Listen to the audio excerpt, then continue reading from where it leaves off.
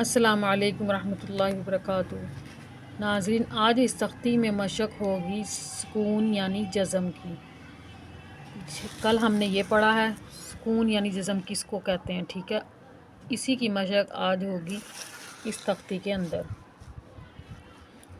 اعوذ باللہ من الشیطان الرجیم، بسم اللہ الرحمن الرحیم۔ حمزہ نون زبر آن، تا زبر تا، تا، نون ساکن پہ اخفا ہوتا ہے۔ نون ساکن، اب نون ساکن کس کو بولتے ہیں؟ جس نون پر جزم یعنی سکون آ جائے تو وہ نون کیا ہوگا؟ نون ساکن۔ نون ساکن کا قاعدہ کیا ہے؟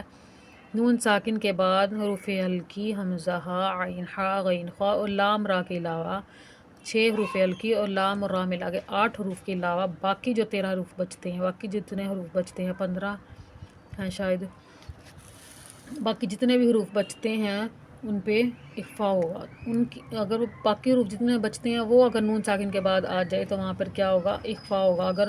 اگر نون ساکن کے بعد حروف ہلکی آ جائے، لام را آ جائے تو یہاں پہ اخفا نہیں ہوگا۔ اخفا کیا کہتے ہیں؟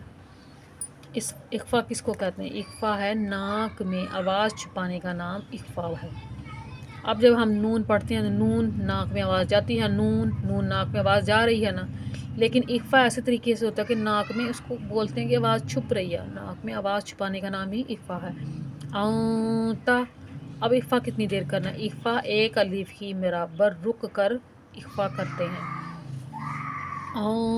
تا، حمزہ ہا زیر دال زیر دی، با عین زبر با، دال پیش دو، دو، با یا عین ساکن ہے، ٹھیک ہے؟ اس کو پچھلے حرف سے ملا کر پڑھتے ہیں، ساکن والے روح کو پچھلے حرف سے ملا کر پڑھتے ہیں۔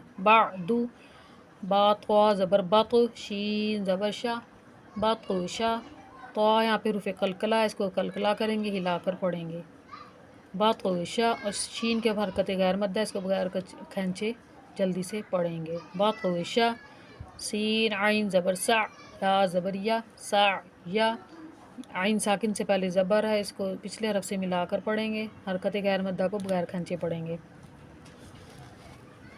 کاف نون پیش کوں، اچھا یہاں بھی نون ساکن آ گیا، ادھر بھی تا ہی ہے، یعنی کہ نہ حروف ہلکی ہے نہ لام را ہے، تو ادھر بھی نون ساکن کا اخفا ہوگا۔ کاف نون پیش کوں، تا پیش تو، اگر آپ کو ایک دفعہ میں بات سمجھ نہیں آ رہی نا میری، تو آپ روزانہ ویڈیو دیکھیں، ہر ویڈیو میں سمجھاتی ہوں میں ہر بات، تو آپ اگلی ویڈیو میں سمجھ آ جائے گی۔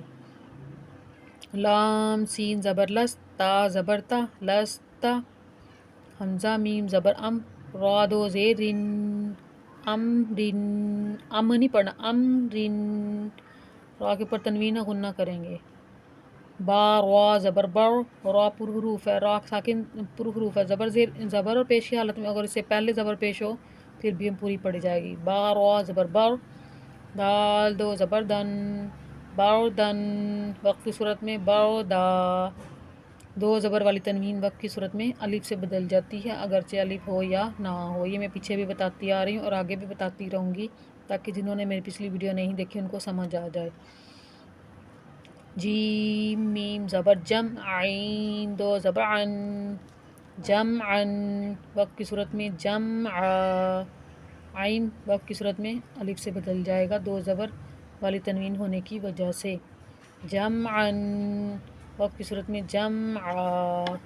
السلام علیکم ورحمۃ اللہ وبرکاتہ۔ چینل پہ نئے ہیں تو سبسکرائب کریں، لائک کریں، شیئر کریں، کمنٹ بھی کریں، کائنڈلی کمنٹ لازمی کریں، مجھے بتائیں کہ میرا پڑھایا ہوا آپ کو سمجھ آ رہا ہے یا نہیں آ رہا۔